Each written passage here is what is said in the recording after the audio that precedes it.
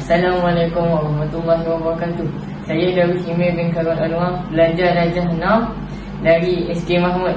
Saya baru saja menyertai program kempen internet selamat secara online di Nadi.